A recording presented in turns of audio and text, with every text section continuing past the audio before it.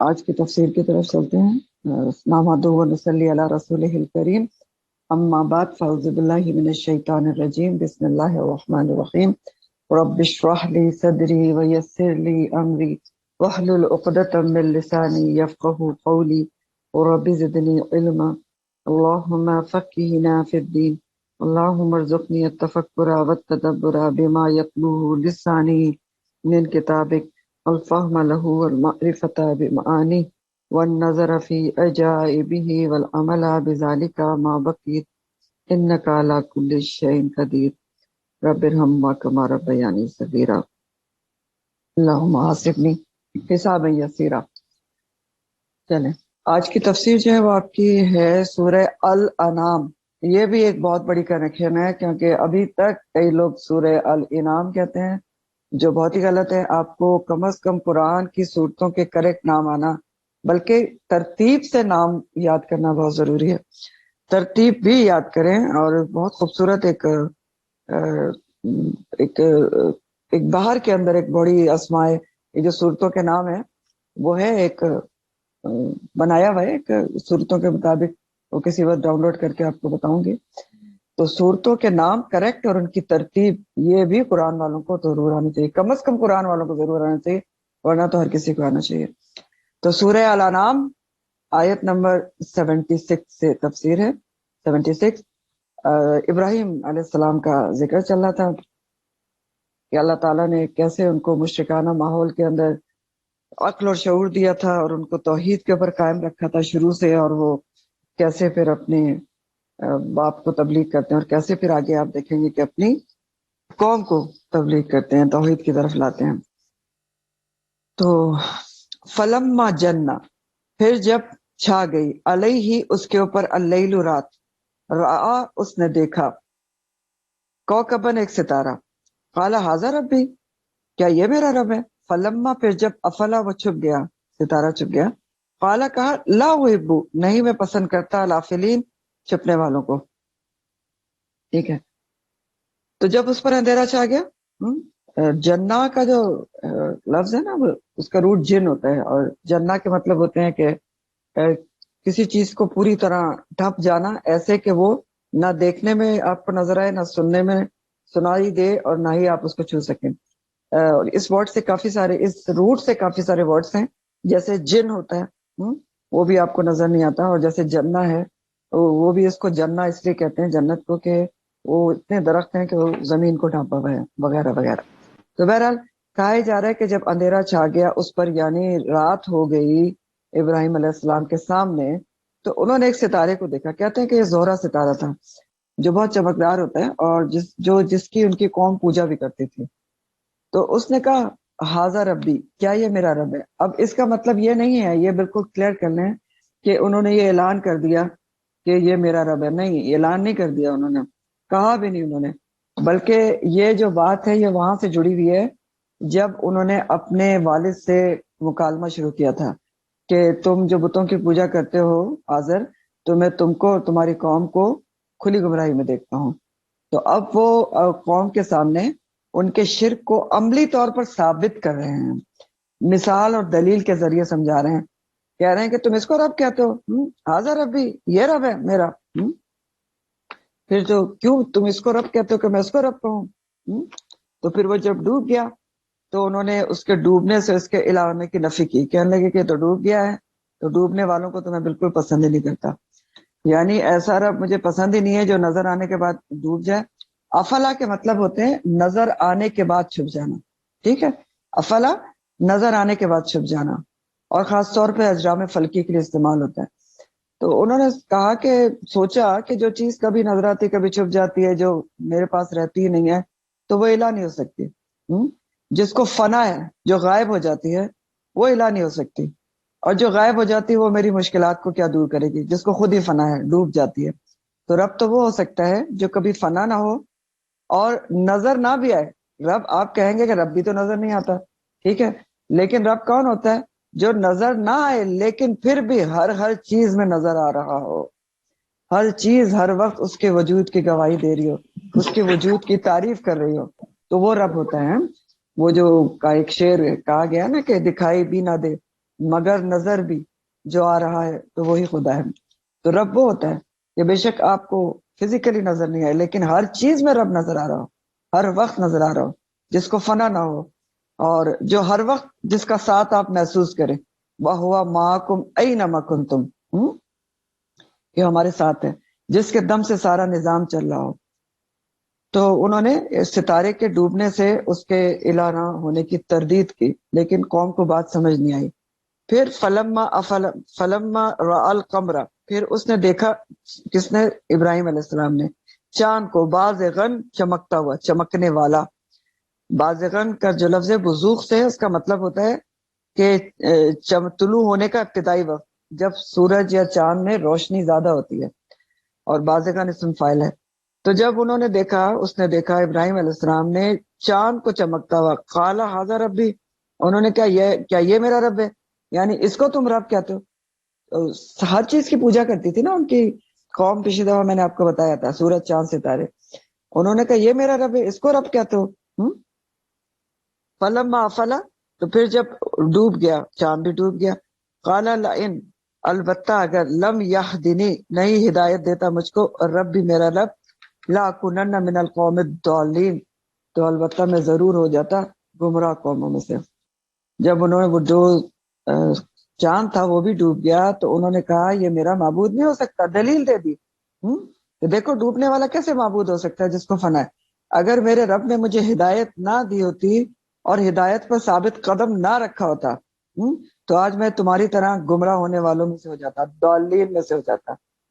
تو اگر میرے رب نے مجھے ہدایت نہ دی ہوتی، ہدایت کے آپ کو پتا ہے 3 معنی ہوتے ہیں نا، راہ دکھانا، ٹھیک ہے، رستے پہ چلانا، اور منزل تک پہنچانا. تو اس میں استقامت بھی آتی ہے. تو وہ یہ کہہ رہے ہیں کہ اگر میرے رب نے مجھے ہدایت دے کر اور استقامت پہ نہ رکھا ہوتا تو میں بھی تمہاری طرح آج بھٹک گیا ہوتا. پھر بھی قوم نہ مانی، تو تیسری دلیل لے کر آتے ہیں. فلما رأى الشمس، پھر جب اس نے دیکھا سورج کو، بازغۃ، چمکتی ہوئی. اب چمکتا ہوا مؤنث آ رہا ہے یہاں پر، بازغۃ، کیونکہ شمس عربی گرامر میں مؤنث، یہ جو مؤنث سمائی ہے. تو جب انہوں نے سورج کو دیکھا چمکتا ہوا، قال ھذا ربی، کہنے لگے اس کو رب کہتے ہو؟ یہ میرا رب ہے. اس لیے رب کہتے ہو کہ ھذا اکبر، یہ سب سے بڑا ہے.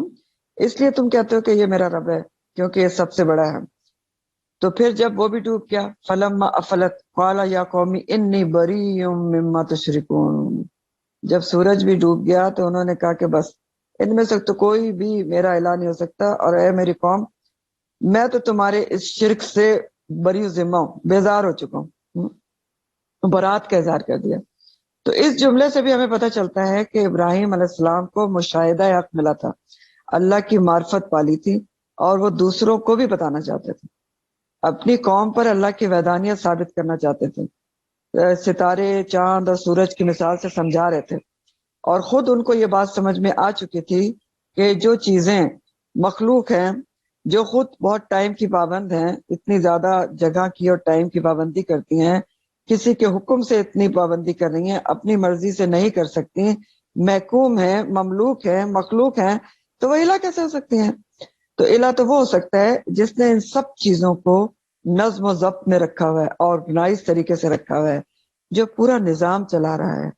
تو ابراہیم علیہ السلام نے ان چیزوں کا مشاہدہ کیا، غور و فکر کیا، پھر اللہ تعالیٰ نے ان کی مدد کی، اور کیونکہ ان کو بہت طلب اور تڑپ ان کے اندر موجود تھی، اور ان کو نبوت کے درجے سے نوازا، اور پھر بذریعہ وہی اور بھی کائنات کے اسرار آپ پر کھول دیے، اور بھی اسرار ان کے اوپر منکشف کیے گئے تھے. بہت زیادہ باریکیاں اور گہرائیاں جو اللہ تعالیٰ کے نظام کائنات میں موجود ہیں، وہ ابراہیم علیہ السلام کو دکھائی گئی تھی، کیونکہ وہ خود دیکھنا چاہتے تھے. اور انہوں نے بھی کیا کیا پھر؟ اللہ کی شکر گزاری کرتے ہوئے کہ اللہ نے ان کے فکر و تفکر کو انجام تک پہنچا دیا.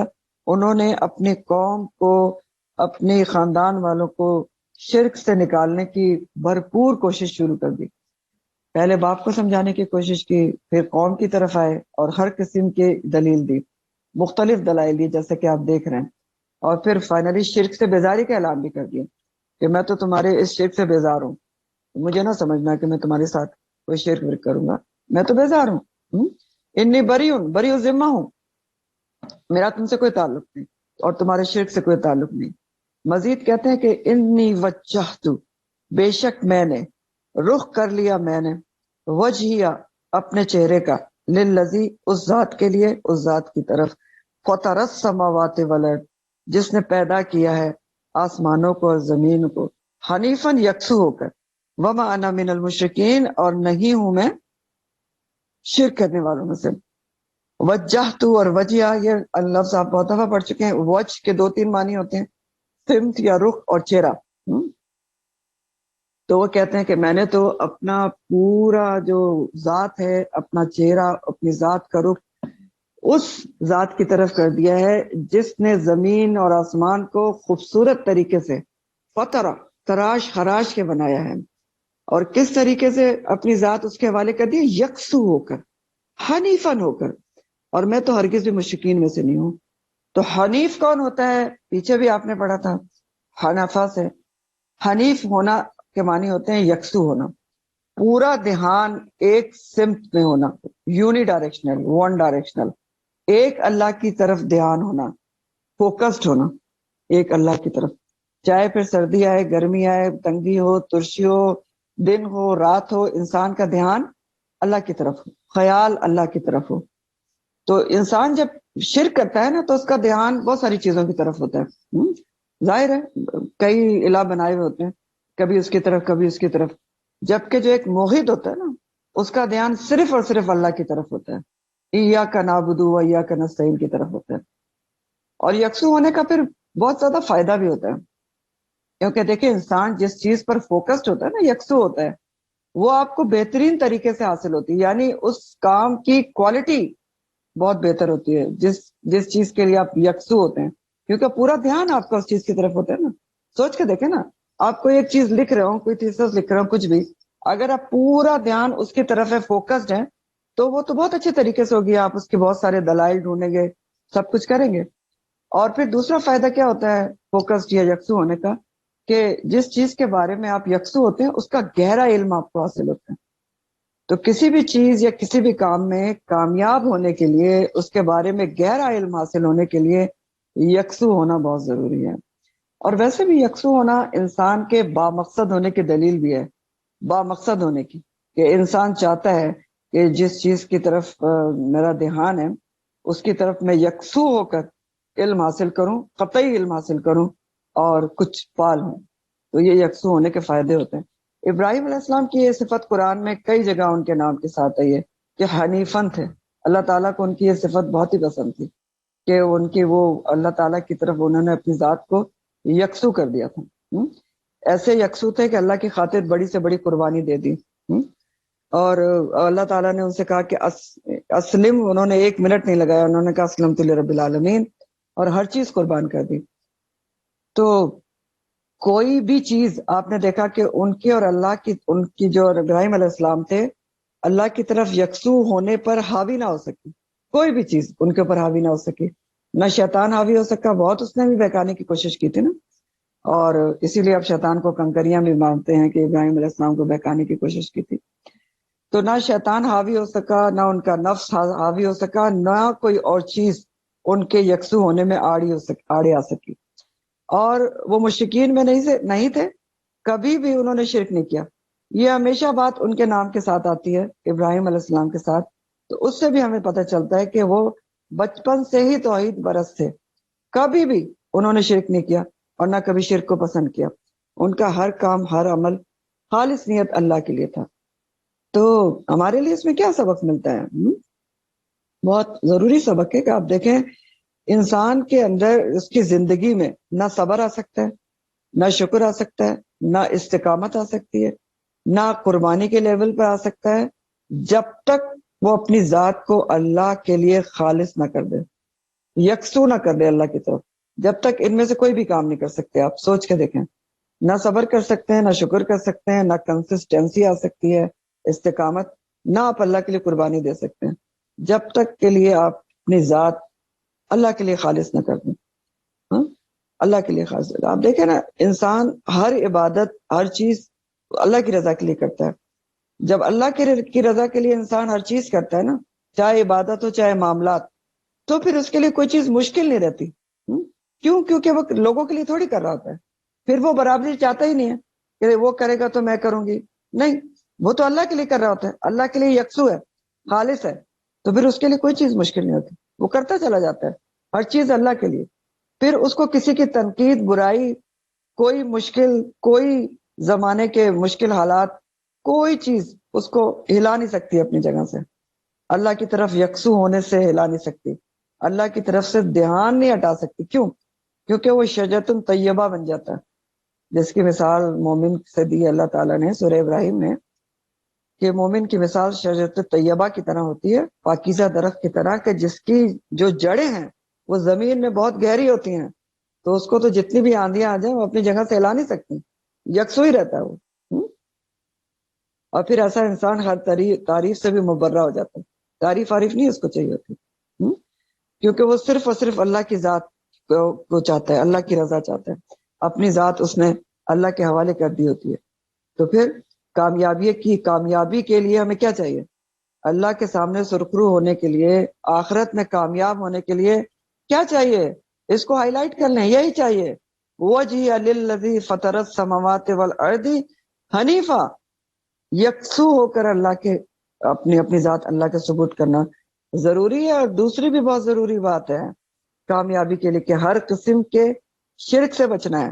وما انا من المشرکین بھی بہت ضروری ہے، چاہے وہ شرک اکبر ہو یا شرک اصغر ہو. کیونکہ شرک ایسی چیز ہے جو انسان کو یکسو ہونے نہیں دیتی اللہ کی طرف. شرک اکبر کیا ہوتا ہے اور شرک اصغر کیا ہوتا ہے؟ شرک اکبر کہتے ہیں اللہ کی ذات، صفات اور عبادہ میں کسی کو شریک کرنا. اور شرک اصغر کیا ہوتا ہے؟ ریاکاری، دکھاوا، شو آف. تو یہ دونوں ہی شرک جو ہیں وہ انسان کو اللہ کی طرف یکسو ہونے ہی نہیں دیتے. تو شرک سے بچنا بھی بہت ہی ضروری ہے. تو بہرحال ابراہیم علیہ السلام نے اتنے سارے دلائل اپنی قوم کو دیے، لیکن یہ سارے دلائل سن کر بھی ان کی قوم نے کیا کیا؟ وَحَاجَّهُ قَوْمُهُ، محاجہ کیا اس سے، ان کی قوم نے جھگڑا کیا. یہ سارے دلائل سن کر بھی سمجھنے کی کوشش نہیں کی، بلکہ ان سے حجت بازی شروع کر دی. حاجہ کا لفظ جو ہے جیم سے ہوتا ہے محاجہ. محاجہ یا حاجہ کا مطلب ہوتا ہے دو گروہ دلائل سے آپس میں بحث مباحثہ کریں اور دلائل کے ذریعے، اپنے نظریات کے ذریعے ایک دوسرے کو کاٹنے اور ہرانے کی کوشش کریں دلائل کے ذریعے. تو اب ان کے پاس، قوم کے پاس دلیل تو کوئی تھی نہیں. بتوں کو پوچھنے کی کوئی دلیل ہوتی ہے؟ کوئی بھی نہیں ہوتی. تو اب دلیل تو تھی نہیں، تو بس انہوں نے کیا کیا، کس بات پہ کیسے جھگڑا شروع کیا کہ انہوں نے ابراہیم علیہ السلام کو اپنے جھوٹے معبودوں سے ڈرانا شروع کر دیا. انہوں نے کہا تم ہمارے معبودوں کو برا بھلا کہتے ہو تو تمہیں تو ہمارے معبود جو ہیں وہ تہس نہس کر دیں گے، تم پر ان کا وبال پڑے گا. اور ایسا بھی ہوتا رہا پچھلی قوموں کے ساتھ. پچھلی قوموں نے بھی اپنے انبیاء کے ساتھ اس قسم کی باتیں کی ہیں. ہود علیہ السلام کو بھی ان کی قوم کہتی تھی، قرآن میں ہی آتا ہے، کہتی تھی ان نقول الا تراک بعد الہتنا بالسوء، کہ ہم تو یہ کہتے ہیں کہ تمہارے اوپر جو ہود، ہمارے بعض جو الہ ہیں ان کا عذاب پڑے گا. تو انہوں نے بھی یہی ڈرایا ابراہیم علیہ السلام کو. تو ابراہیم علیہ السلام ان کو جواب دیتے ہیں بڑا زبردست، کہتے ہیں اتحاجونی فی اللہ وقد ہدانی، کیا تم جھگڑتے ہو، جھگڑا کرتے ہو، محاجہ کرتے ہو مجھ سے. یہ لفظ بھی حاجہ اور محاجہ سے ہے، ٹھیک. اور تین پارٹس ہیں اس کے، آ ہے تو حاجونا اور نی. تو کیا تم محاجہ کرتے ہو، جھگڑتے ہو مجھ سے، کس سے؟ پھر اللہ کے بارے میں. وقت ہدانی، جبکہ تحقیق اس نے ہدایت دے دی ہے مجھ کو. ابراہیم علیہ السلام کہتے ہیں کہ تم مجھ سے بحث مباحثہ کرتے ہو اللہ کی وحدانیت کے بارے میں، کہ میں توحید سے ہٹ جاؤں، حالانکہ اس نے مجھے ہدایت کا راستہ دکھا دیا ہے. یعنی تم اس ایسی بیکار قسم کی دلیلیں لاتے ہو اور بالکل بیکار قسم کی دلیلوں سے سمجھتے ہو کہ میں اللہ کی ہدایت سے ہٹ جاؤں گا. یعنی یہ بالکل بیکار دلیل تھی نا ان کی. سوچیں کہ اپنے معبودوں سے ڈرا رہے ہیں، معبودوں کی تو خود ہی کوئی دلیل نہیں ہے تو ان سے ڈرائیں گے کیسے؟ تو وہ کہتے ہیں کہ تم مجھے اپنے معبودوں سے ڈراتے ہو اور اللہ کے بارے میں مجھ سے جھگڑا کرتے ہو کہ میں توحید کو چھوڑ دوں.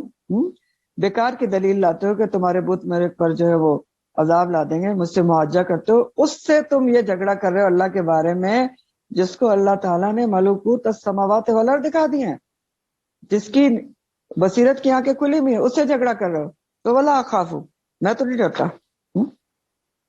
میں تو نہیں ڈرتا ہوں، ما تشرکون بھی، جس کو تم شریک ٹھہراتے ہو، جن کو بھی تم شریک ٹھہراتے ہو اس کے ساتھ، الا ان یشاء ربی شیئا، مگر یہ کہ جو میرا رب چاہے کوئی بھی چیز۔ وہ کہتے ہیں میں تو نہیں ڈرتا، جن سے تم ڈرا رہے ہو اپنے بتوں سے، اور جن کو تم اللہ کا شریک ٹھہراتے ہو، کیونکہ میں جانتا ہوں کہ یہ مجھے کوئی نقصان نہیں پہنچا سکتے، الا یہ کہ جو میرا رب چاہے، یعنی اگر کوئی مجھے تکلیف پہنچی بھی تو میرے رب کے اذن سے تو ہو سکتی ہے، تمہارے بتوں کی وجہ سے نہیں ہو سکتی، یہ میرا کچھ نہیں بگاڑ سکتے، یہ میرا پکا یقین ہے، تو میں تو نہیں ڈرتا ہوں اس سے۔ اگر کوئی تکلیف پہنچی تو رب کی طرف سے ہوگی، اگر اس کا اذن ہوگا الا یشاء ربی شیئا تو پہنچے گی، بت میرا کچھ نہیں بگاڑ سکتے، یہ بیکار کی بات ہے۔ اور کہتے ہیں کہ وسع رب کل شیء علما، میرا رب چھایا ہوا ہے ہر چیز پر علم کے ساتھ، یعنی میرے رب کے علم بہت وسیع ہے اور وہ ہر چیز کے اوپر محیط ہے، احاطہ کیے ہوئے ہے، تو وہ جو بھی فیصلہ کرے گا میرے لیے وہ اس کے وسیع علم اور حکمت کے مطابق ہوگا، تمہارے بتوں کی وجہ سے نہیں ہوگا۔ یعنی اگر مجھے کوئی نقصان بھی پہنچا کبھی بھی تو وہ اللہ کی علم کی وجہ سے ہوگا، اس کی حکمت کی وجہ سے ہوگا، اس کے اذن کی وجہ سے ہوگا، اس کی کوئی اس میں مصلحت ہوگی، تمہارے بتوں کی وجہ سے کچھ نہیں ہو سکتا۔ افلا تتذکرون، کیا تم نصیحت نہیں پکڑتے؟ عقل سے کام نہیں لیتے، عقل سے کام لے کے نصیحت نہیں پکڑتے، تو وہ عقل سے کیا کام لیتے؟ عقل پہ تو ان کے پتھر پڑے ہوئے تھے، کیونکہ وہ بتوں کو پوچھتے تھے اور سورج چاند ستاروں کو پوچھتے تھے۔ اور تذکر کیا کرتے وہ تذکرون، کیونکہ وہ تفکر ہی نہیں کرنا چاہ رہے تھے۔ ابراہیم علیہ السلام ان کو تفکر کرا رہے تھے نا، غور و فکر کرا رہے تھے، وہ کرنا ہی نہیں چاہ رہے تھے۔ تو جب تفکر کرتے تو تذکر آتا ان کے اندر، تو جب تفکر ہی پہ تیار نہیں تھے تو تذکر کیا کرتے۔ اب یہاں پر ہمارے لیے ایک بات ذرا غور طلب ہے کہ ابراہیم علیہ السلام نے کہا کہ وسع ربی کل شیء علما، میرا رب کا اس علم بہت وسیع ہے اور وہ ہر چیز کا احاطہ کیے ہوئے، یعنی رب سب کچھ جانتا ہے۔ تو ہمارے لیے اس میں بہت بڑا سبق ہے اس جملے میں، کہ یہ یقین رکھنا چاہیے کہ رب کا علم ہم سے کہیں زیادہ ہے، اس کو ہر چیز معلوم ہے، کس کے لیے کب کیا چیز بہتر ہے، اس کو معلوم ہے میرے لیے کون سی چیز کس وقت بہتر ہے، تو ہمیں اس کے ہر فیصلے پر راضی برضا رہنا چاہیے، یہی سوچ کے کہ وسع ربی کل شیء علما، اور یقین رکھنا چاہیے کہ یقیناً وہ جو بھی کرے گا اپنے علم کے مطابق ہوگا اور اس میں ہمارے لیے بھلائی ہوگی۔ ہو سکتا ہے کہ وقتی طور پر ہمیں وہ بھلائی نہ بھی نظر آئے، لیکن آگے چل کر نظر آ جائے گی، پتہ چل جائے گا۔ جیسے پیچھے آپ نے پڑھا تھا نا کہ وَعَسَىٰ أَن تَكْرَهُوا شَيْئًا وَهُوَ خَيْرٌ لَكُمْ وَعَسَىٰ أَن تُحِبُّوا شَيْئًا وَهُوَ شَرٌّ لَكُمْ، ہو سکتا ہے کہ تم جس چیز کو ناپسند کرو وہ تمہارے لیے اس میں خیر ہو، اور یہ بھی ہو سکتا ہے کہ تم جس چیز کو پسند کرو وہ تمہارے لیے اس میں شر ہو۔ مزید کہتے ہیں ابراہیم علیہ السلام، وہ کیفا، اور کس طرح، خافو، میں ڈروں، ما اشرکتم، جن کو تم شریک ٹھہراتے ہو، جبکہ ولا تخافونی، تم نہیں ڈرتے، انکم، بے شک تم، اشرکتم، تم شریک ٹھہراتے رہتے ہو، باللہ، اللہ کے ساتھ، معلوم ینزل بہی علیکم سلطانہ، جس نے اللہ تعالیٰ نے کوئی دلیل نہیں اتاری تمہارے لیے، تمہارے اوپر، مجھے ڈراتے رہتے ہو اپنے شریکوں سے، جبکہ تم اس رب کائنات سے نہیں ڈرتے جس نے پوری کائنات کو بنایا ہے۔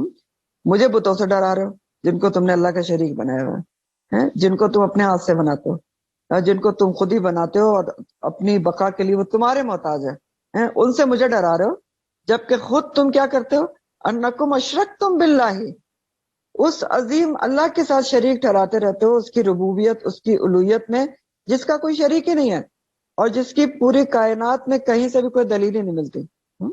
معلم ینزل بہی علیکم سلطانہ، شرک کی اس نے کہیں بھی کوئی دلیل نہیں اتاری۔ اور دوسری بات یہ کہ میں جو کچھ بھی تم سے کہہ رہا ہوں وہ حقیقی علم کی بنیاد پر، کائنڈلی مائکس کا خیال رکھیں۔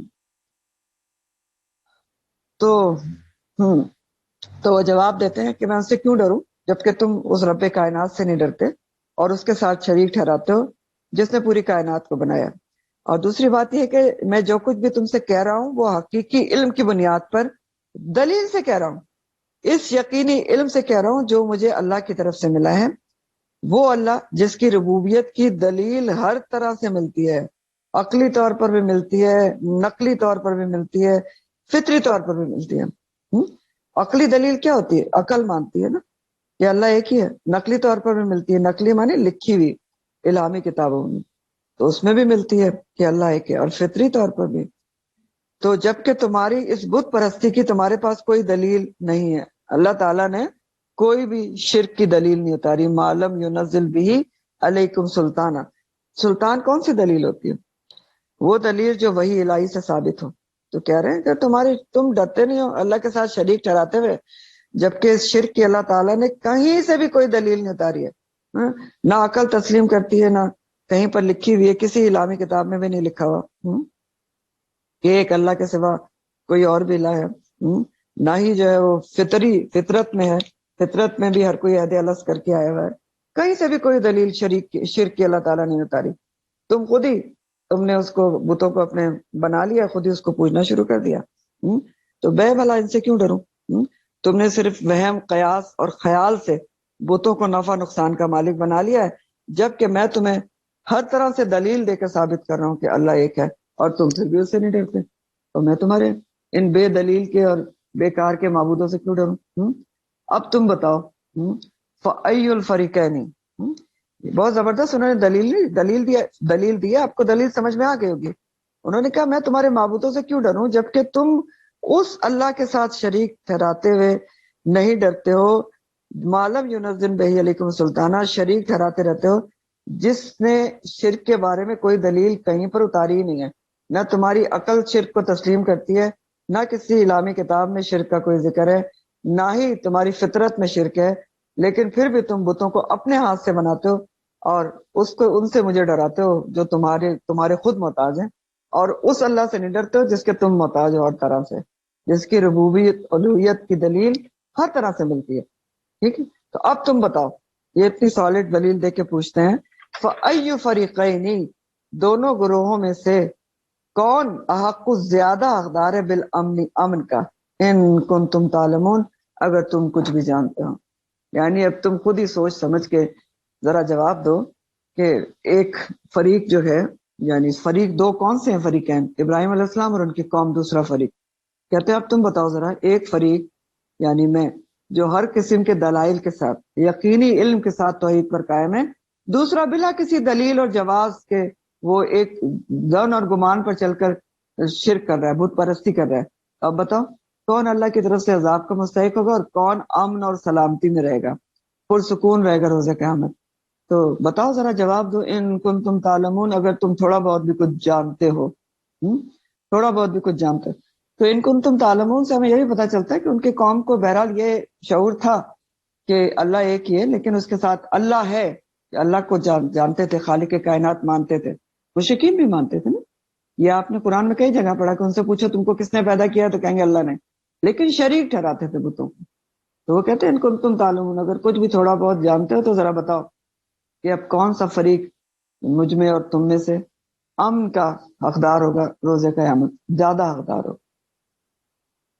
یہ بتوں کے بارے میں سورہ نجم میں بھی بہت خوبصورت بات آتی ہے۔ سورہ نجم آیت نمبر 23 ہے، النجم 23، ان ہی الا اسماء سمیتموها انتم وآباؤکم ما انزل اللہ بہا من سلطان۔ اللہ تعالیٰ کہتے ہیں یہ نام معبودوں کے، بتوں کے صرف نام ہی ہیں جو تم نے خود اور تمہارے آبا نے رکھ لیے ہیں بت بنا کے، اللہ نے ان کے معبود ہونے کی کوئی دلیل نہیں ساتھ۔ ٹھیک، یہاں بھی کیا سبق ہے؟ انسان اگر حق پر ہو تو اسے کسی سے ڈرنا نہیں چاہیے۔ اب دیکھیں نا، ان کو پوری قوم ایک طرف تھی، وہ ایک طرف ہے، تو اب نہیں ڈر رہے ہیں بالکل بھی۔ تو اگر انسان حق پر ہوتا ہے تو اس کو کسی سے ڈرنا نہیں چاہیے، اور اگر دل میں کسی کا بھی ڈر موجود ہے نا، کسی بھی قسم کا، لوگوں کا، زمانے کا، معاشرے کا، ہاں، تو پھر اس کا مطلب کیا ہے کہ اس کے ایمان میں، اس کے علم میں اور اس کے یقین میں کہیں نہ کہیں کمی ہے۔ تو بہرحال وہ سوال کرتے ہیں قوم سے، اب تم بتا دو خود ہی ذرا، اگر تم تھوڑا بہت بھی علم رکھتے ہو کہ یہ میں نے تمہیں اتنی زبردست دلیل دے دی ہے کہ اب کون سا فریق جو ہے وہ زیادہ حقدار ہے امن میں رہنے میں۔ تو آگے اب جواب بتایا جا رہا ہے کہ کون سا فریق امن میں رہے گا۔ اس کا جواب ہے الذین، وہ لوگ آمنو جو ایمان لے آئے، ولم یلبسو اور نہیں انہوں نے گڈمٹ کیا، ملایا، خلط ملت کیا، ایمانہم اپنے ایمان کو، بظلم، ظلم کے ساتھ، اولئک یہی وہ لوگ ہیں، لہم الامن، جن کے لیے امن ہے، وہم مہتدون، اور وہی ہدایت یافتہ ہیں. ٹھیک، تو یہ جواب دیا جا رہا ہے کہ کون سے لوگ امن میں رہیں گے، عذاب سے بچ کے رہیں گے. تو بتایا گیا کہ دو باتیں بتائی گئی اللہ تعالیٰ نے کہ امن میں رہنے کی کیا صورتیں ہیں روز قیامت، کہ وہ لوگ جو ایمان لائے، سب سے پہلے ایمان لائے، آمن. دوسری بات، ولم یلبسو ایمانہم بظلم، جنہوں نے اپنے ایمان میں ظلم کی ملاوٹ نہیں کی. یلبسو تو بہت دفعہ آپ پڑھ چکے ہیں، تلبیس، ایسے خلط ملط کر دینا کس چیز کو، مکس اپ کر دینا کہ اس کو علیحدہ نہ کیا جا سکے. تو اللہ تعالیٰ دو شرائط بتا رہے ہیں کہ کون امن میں رہے گا روز قیامت، اور دنیا میں کون ہدایت یافتہ رہے گا. ٹھیک، دو چیزیں بتائی گئی نا، کہ یولائک لہم الامن وہم مہتدون. تو کون روز قیامت امن میں رہے گا؟ دنیا میں بھی امن میں رہے گا. اور دنیا میں ہدایت پر رہنے کے لیے دو چیزیں چاہیے، ایمان، اور ایمان میں کسی قسم کی ملاوٹ نہ ہو، ظلم کی ملاوٹ نہ ہو. تو ظلم یہاں پر کس کو کہا جا رہا ہے؟ یہ بہت غور سے سمجھنے کی بات ہے کہ وہ لوگ کامیاب ہیں، امن میں رہیں گے اور ہدایت یافتہ ہیں جو ایمان لائے، اور انہوں نے اپنے ایمان کو ظلم کے ساتھ خلط ملط نہیں کیا. تو ظلم سے مراد یہاں پر شرک ہے، یاد رکھیں، یہ بھی آپ کو دلیل سے بتاتی ہوں. شرک یعنی جنہوں نے ایمان لانے کے بعد اپنے ایمان میں کسی قسم کے شرک کی ملاوٹ نہیں کی، وہ امن میں رہیں گے. اور یہ بات بخاری کی حدیث سے ثابت ہے. بخاری کی روایت میں آتا ہے، عبداللہ بن مسعود رضی اللہ تعالیٰ عنہ فرماتے ہیں کہ جب یہ آیت نازل ہوئی تو صحابہ کرام اجمعین بہت پریشان ہوئے. کیوں پریشان ہوئے؟ کیونکہ اب میں آپ کو ایکسپلین کروں، یہاں تک حدیث کے الفاظ ہے، آگے اور بھی بتاتی ہوں. پریشان اس لیے ہوئے کہ انہوں نے ظلم کو عام معنی میں لیا. ظلم کا عام معنی کیا ہے؟ کہ انسان کوئی بھی گناہ زیادتی کا کام کرتا ہے، اللہ کے حکم کے خلاف کرتا ہے، رسول کے حکم کے خلاف کرتا ہے صلی اللہ علیہ وسلم، تو کیا ہوتا ہے؟ وہ ظلم کرتا ہے نا. دو طرح سے ظلم کرتا ہے، ایک تو اللہ کے حکم کے خلاف کرتا ہے تو اللہ کے حق میں کمی کرتا ہے. دوسرا، اگر وہ اللہ کے حکم کے خلاف کرتا ہے تو اپنے اوپر وبال کماتا ہے، تو اس طرح اپنے حق میں کمی کرتا ہے. تو صحابہ کیوں پریشان ہوئے؟ کہ انہوں نے ظلم کو عام معنی میں لیا، اس معنی میں لیا، تو کسی قسم کا گناہ یا زیادتی. تو انہوں نے فرمایا، یا رسول اللہ صلی اللہ علیہ وسلم، ہم میں سے تو کوئی بھی ایسا نہیں جس نے کبھی کوئی ظلم نہ کیا ہو، یعنی کبھی بھی کوئی گناہ نہ کیا ہو، کوئی زیادتی نہ کی ہو. تو آپ صلی اللہ علیہ وسلم نے بتایا کہ یہاں ظلم کا لفظ اپنے خاص معنی یعنی شرک کے لیے استعمال ہوا ہے. جیسا کہ سورہ لقمان میں لقمان نے اپنے بیٹے کو نصیحت کی تھی کہ بیٹا شرک نہ کرنا، کیونکہ شرک سب سے بڑا ظلم ہے، ان الشرک لظلم عظیم. اور اس آیت میں ظلم کا مطلب شرک ہے. تو یہاں تک حدیث کے الفاظ، ٹھیک ہو گیا.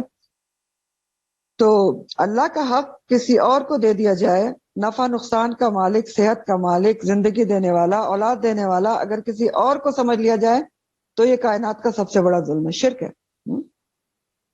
خالص توحید کو چھوڑ کر کسی اور کو اللہ کی صفات میں، اس کی ذات میں شریک کر لینا، یہی شرک ہے. تو اس آیت کے بارے میں دو اقوال ہیں، یہ بھی نوٹ کرنا. اس آیت کے بارے میں دو قول ہیں. ایک یہ ہے کہ یہ جملہ بھی ابراہیم علیہ السلام کی دلیل کا حصہ ہے، جو وہ دلیل دے رہے ہیں نا اپنے قوم کو. تو کچھ مفسرین نے کہا کہ یہ جملہ بھی ابراہیم علیہ السلام کی دلیل کا ہی حصہ ہے، کہ انہوں نے پھر خود بتایا کہ کون سا فریق امن میں رہے گا، کیونکہ پہلی آیت میں بھی، اس سے جو پہلی آیت ہے اس میں بھی امن کا ذکر ہے. اور دوسرے مفسرین نے کہا کہ یہ اللہ سبحانہ تعالیٰ کا قول ہے کہ جو حقیقت بتانے کے لیے ابراہیم علیہ السلام کے قصے کے درمیان میں بیان کر دیا گیا. تو یہ دو اقوال ہیں اس کے بارے میں، ٹھیک ہے. پھر اللہ تعالیٰ فرماتے ہیں کہ تل کا حجتنا، یہ تھی ہماری دلیل، ہماری حجت. حجت مانے یہ ہماری دلیل تھی، آتیناہا، جو عطا کیا تھا ہم نے اس کو ابراہیم علیہ السلام کو، اللہ قوم ہی، اس کی قوم کے خلاف. اللہ تعالیٰ فرما رہے یہ تھی ہماری دلیل جو ہم نے ابراہیم علیہ السلام کو ان کے قوم کے خلاف دی. اب یہ کون سی دلیل کے لیے کہا جا رہا ہے کہ یہ تل کا حجتنا؟ تو اس کے بارے میں بھی دو رائے ہیں. ایک رائے تو یہ ہے کہ شروع سے جو ابراہیم علیہ السلام نے شرک کے خلاف دلائل دیے، ستارہ، چاند، سورج کے بارے میں، اور یہاں تک اس ساری کو اللہ تعالیٰ کہہ رہے ہیں کہ یہ ہماری دلیل تھی جو ہم نے ابراہیم علیہ السلام کو دی ان کی قوم کے خلاف. اور دوسرے مفسرین کا خیال ہے کہ یہ خاص طور پر اس دلیل کی بات ہے جو پچھلی آیت میں جو اسٹرانگ ترین دلیل ابراہیم علیہ السلام نے اپنی قوم کو دی نا توحید کے اوپر حجت تمام کرنے کے لیے کہ میں تمہارے ان معبودوں سے کیوں ڈروں جبکہ تم اللہ جیسی بڑی ذات کے ساتھ شریک ٹھہراتے ہوئے نہیں ڈرتے، جو ہر چیز کا مالک ہے، مالک کائنات ہے، تو اس کے ساتھ شریک ٹھہراتے ہوئے تم نہیں ڈرتے جبکہ تمہارے شرک کی کوئی دلیل کہیں سے بھی نہیں ملتی۔ تو بعض مفسرین کے مطابق خاص طور پر اس دلیل کو اللہ تعالیٰ کہہ رہے ہیں تل کا حجتنا، اور بعض مفسرین کے مطابق کیا ہے کہ شروع سے جتنی بھی دلیل دی گئی ہیں شرک کے اوپر انہوں نے کہا کہ اس کو اللہ تعالیٰ نے فرمایا تل کا حجتنا، یہ ہماری دلیل ہے۔ لیکن زیادہ جو پریفرڈ رائے ہے وہ اس کے بارے میں ہے کہ اس کو کہا، یہ جو زبردست انہوں نے دلیل دی کہ اب بتاؤ تم تو ڈرتے نہیں ہو ہاں اپنے اتنے رب کائنات سے، اور تم مجھے اپنے بتوں سے ڈرا رہے ہو، تو اس کو کہا گیا ہے کہ یہ تھی ہماری زبردست دلیل جو ہم نے ابراہیم علیہ السلام کی طرف القاء کر دی، ان کے دل میں ڈال دی ان کی قوم کے خلاف، اور ان کو حجت میں ان کی قوم کے اوپر غالب کر دیا۔ وَتِلْكَ حُجَّتُنَا آتَيْنَاهَا إِبْرَاهِيمَ عَلَىٰ قَوْمِهِ۔ اس سے بھی ہمیں کیا پتہ چل رہا ہے کہ انسان کسی وقت بھی اگر بالکل اکیلا ہوتا ہے اور وہ حق کے لیے بات کر رہا ہوتا ہے، حق کے لیے اس کا بحث مباحثہ ہو رہا ہوتا ہے کسی کے لیے باطل کے خلاف، تو اللہ تعالیٰ اسے اس موقع کے اوپر خود ہی کبھی کوئی دلیل یاد دلا دیتے ہیں، اور وہ اس غلط بات کے خلاف اس دلیل کو استعمال کر لیتا ہے۔ اور یہ بھی ہوتا ہے، اب یقین کریں کہ جب آپ حق کے اوپر بات کر رہے ہوں تو وہ دلیل آپ کے ذہن میں بھی نہیں ہوتی دور دور تک، اور اللہ تعالیٰ آپ کو بر وقت یاد دلا دیتے ہیں، کوئی آیت یاد دلا دیتے ہیں، کوئی حدیث یاد دلا دیتے ہیں، اور آپ کو جو ہے اس وقت جو غلط بات کر رہا ہے، باطل بات کر رہا ہے، اس کے اوپر غالب کر دیتے ہیں۔ تو ایسا بھی ہوتا ہے جیسے ابراہیم علیہ السلام کے ساتھ بھی ہوا۔ پھر اللہ تعالیٰ فرماتے ہیں کہ نرفع درجات، ہم بلند کرتے ہیں درجات من نشاء، جس کے ہم چاہتے ہیں، جس کے چاہتے ہیں ہم درجات بلند کر دیتے ہیں۔ تو ابراہیم علیہ السلام کے درجات اللہ تعالیٰ نے بلند کیے، کس طرح؟ نمبر 1 دلیل کے ذریعے ان کو غالب کر دیں۔ عائشہ کائنڈلی آپ ذرا مائس کی طرف دھیان دیں، پوری ڈسٹریکشن ہو جاتی ہے۔ اعوذ باللہ من الشیطان الرجیم۔ تو اللہ تعالیٰ کہہ رہے کہ جس کے ہم چاہتے ہیں اس کے درجات کو بلند کر دیتے ہیں۔ تو ابراہیم علیہ السلام کے درجات کو کیسے بلند کیا گیا؟ نمبر 1 دلیل کے ذریعے ان کو غالب کر کے اللہ تعالیٰ نے قوم کے پر ان کے درجات کو بلند کر دیا۔ پھر اور بھی بہت ان کے درجات بلند کیے گئے، کس کس چیز میں؟ ایمان میں، توکل میں، تقوی میں، عقل میں، اور دنیا میں جہاں جہاں بھی اللہ تعالیٰ نے چاہا ان کے درجات کو بلند کیا، اور آخرت میں بھی ان کے درجات کو بلند کیا ہے۔ نبی کریم صلی اللہ علیہ وسلم جب معراج کے موقع پر گئے تھے، آسمانوں کی سیر کی تھی، تو ابراہیم علیہ السلام کو انہوں نے کہاں دیکھا تھا؟ 7ویں آسمان پر بیت المعمور، جو فرشتوں کا خانہ کعبہ ہے، اس سے ٹیک لگا کر بیٹھے ہوئے تھے۔ تو نرفع درجات من نشاء، جس کے ہم چاہتے ہیں۔ پھر اس طرح بھی دیکھیں، نمبر 2 پوائنٹ لکھیں کہ ان کی اتنی بڑی قوم تھی، 5 لاکھ کی آبادی، میں نے آپ کو بتایا تھا، صرف ابراہیم علیہ السلام کو بات سمجھ میں آئی کہ توحید کی بات سمجھ میں آئی، یہ بھی ان کے درجات کی بلندی کی وجہ سے تھا کہ اتنے لوگوں میں سے صرف ایک وہ حق کو پہچان سکے۔ تو یہ جو حق کو جو جاننا، پہچاننا، سمجھنا ہوتا ہے نا، یہ بھی درجات کی بلندی کی وجہ سے ہوتا ہے۔ اللہ تعالیٰ کسی کے درجات کو بلند کرنا چاہتے ہیں تو وہ حق کو پہچان لیتا ہے، جیسے وہ حدیث کا مفہوم ہے نا کہ اللہ تعالیٰ جس کے لیے بھلائی کا ارادہ کرتے ہیں تو اس کو دین کی سمجھ دے دیتے ہیں۔ تو یہ بھی ان کے درجات کی بلندی کی وجہ سے تھا کہ وہ حق کو جان سکے۔ اور ویسے بھی آپ دیکھیں تو نرفع و درجات کے حساب سے دیکھیں تو آج بھی لوگوں میں درجات ہوتے ہیں، اور اللہ تعالیٰ درجات بلند بھی کرتے ہیں۔ کیسے؟ مثلا ایک انسان کے پاس ایمان ہے، ٹھیک ہے، دوسرے کے پاس کیا ہے؟ ایمان کے ساتھ علم بھی ہے، علم بھی ہے، اس کے ایک درجہ بلند ہو گیا۔ تیسرا کیا ہے؟ اس کے پاس ایمان بھی ہے، علم بھی ہے، حکمت بھی ہے، اور درجہ بڑھ گیا۔ چوتھا کیا ہے؟ اس کے پاس ایمان، علم اور حکمت کے ساتھ ساتھ یہ صلاحیت بھی ہے کہ وہ حکمت کے ساتھ، دلیل کے ساتھ، علم کے ساتھ لوگوں کو اللہ کی بات سمجھا دے، تو مزید درجہ بڑھ گیا نا، بڑھ گیا۔ بات سمجھ میں آ رہی ہے کہ نہیں آ رہی ہے؟ سو تو نہیں رہے؟ جی جی آ رہی ہے۔ نرف و درجات، ہاں جی، نرف، یہ ہماری سمجھنے کی بات ہے کہ نرف و درجات تو آج بھی ہوتا ہے، ٹھیک ہے، اور کس لیے، کس طرح سے ہوتا ہے وہ میں نے آپ کو سمجھا دیا، ٹھیک ہو کیا؟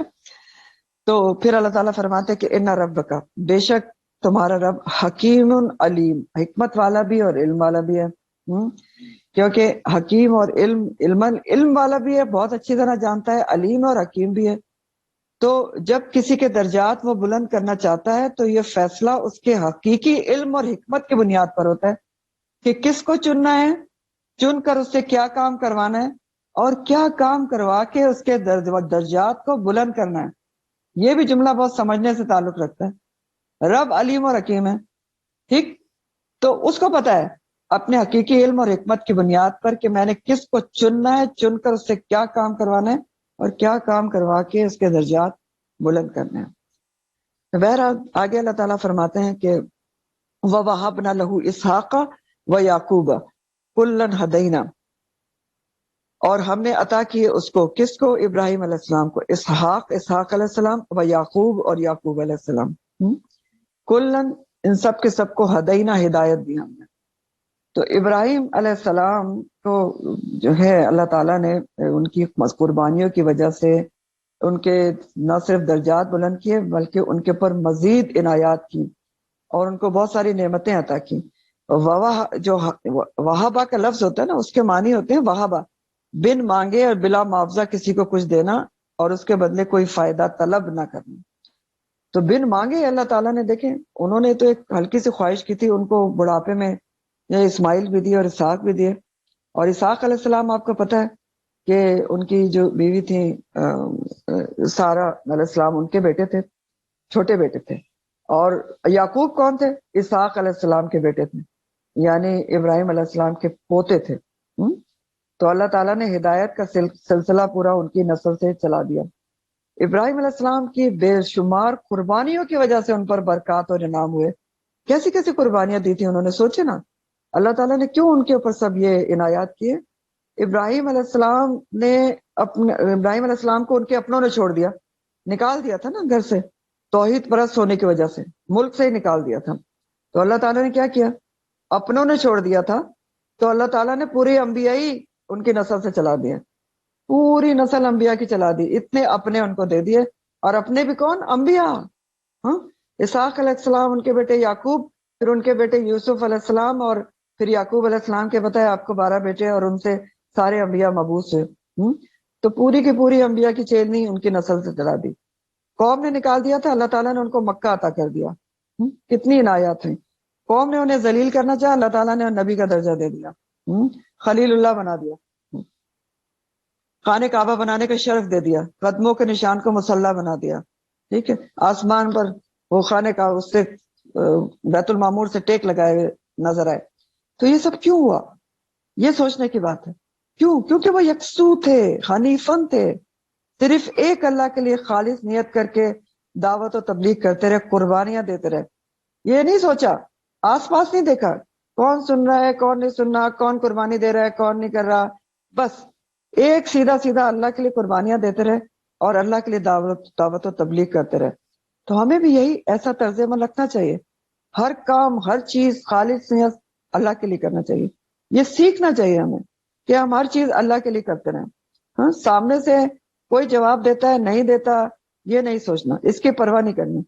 اور دعوت و تبلیغ کے کام میں کبھی مایوس بھی نہیں ہونا چاہیے، کیونکہ آپ کو تو نہیں معلوم آپ کی آواز کہاں کہاں تک جا رہی ہے، اور کون کب کس وقت ایک آپ کی بات سے یا آپ کے ایک عمل سے ہدایت پر آ جاتا ہے.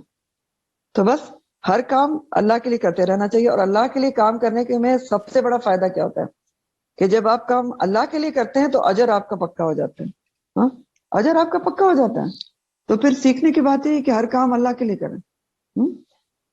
تو ان کو اسحاق دیے گئے اور یعقوب، کلن ہدینا، سب کو ہدایت دی گئی، ہدایت یافتہ لوگ ان کی نسل میں سے چلائے گئے. ونوحن، اور نوح علیہ السلام کو بھی ہدینا، ہدایت دی ہم نے، من قبل، اس سے پہلے. کس سے پہلے؟ ابراہیم علیہ السلام سے پہلے اور ان کی نسل سے پہلے. نوح علیہ السلام ابراہیم علیہ السلام سے پہلے آئے تھے نا، ابراہیم علیہ السلام کے جد امجد تھے نا. نوح علیہ السلام تو بہت شروع کے نبی ہے نا، آدم علیہ السلام کے بعد ایک تو نبی ہیں، پھر نوح علیہ السلام ہے، اور ابراہیم علیہ السلام کے جد امجد تھے نوح علیہ السلام. ٹھیک، یہ کہتے ہیں کوئی کافی پشتوں پہ پیچھے جا کر ابراہیم علیہ السلام کا نسب نوح علیہ السلام سے ہی ملتا ہے، اور ظاہر ہے ملتا ہی ہوگا. تو نوح علیہ السلام کا بھی ذکر ہے اس لیے کہ انہوں نے بھی شرک کے خلاف بہت زیادہ 950 سال تبلیغ کی تھی، اور بہت جم کے کی تھی. شرک کی بات ہو رہی ہے تو اس لیے نوح علیہ السلام کی بات ہے یہ کہ ان کو بھی ہم نے ہدایت دی تھی من قبل، اس سے ابراہیم علیہ السلام سے پہلے، یعنی شرک کے خلاف ان کو بھی ہدایت دی گئی تھی. یہ کہ اتنی ان کی قوم اتنی زیادہ بگڑی ہوئی قوم تھی. آپ سورہ نوح میں پڑھتے ہیں کہ ہر طرح سے انہوں نے ان کو تبلیغ کی اور انہوں نے مان کے نہیں دیا. 950 سال تبلیغ کرنے کے بعد بھی پتہ نہیں، ایک جگہ آتا ہے کہ 40 لوگ ایمان لائے تھے اور ایک جگہ آتا ہے کہ 80 لوگ لائے تھے. تو بہرحال اس لیے ان کا بھی ذکر آیا ہے کہ ان کو بھی ہم نے ہدایت دی تھی اس سے پہلے نوح علیہ السلام کو بھی، کہ وہ شرک کے خلاف انہوں نے جہاد کیا. وَمِن ذُرِّيَّتِهِ، اور اس کی اولاد میں سے بھی داود و سلیمان و ایوب و یوسف و موسیٰ اور ہارون، اس کی اولاد میں سے بھی ہم نے ہدایت دی داود علیہ السلام کو، سلیمان، ایوب و یوسف و موسیٰ اور ہارون. اب کس کی اولاد میں سے ہدایت دی؟ 2 انبیاء کا پیچھے ذکر ہوا ہے نا، ابراہیم علیہ السلام کا وَنُوحًا هَدَيْنَا مِن قَبْلُ. تو اس کے بارے میں بھی 2 آراء ہیں، لیکن دونوں میں کوئی خاص فرق نہیں، بات ایک ہی ہے.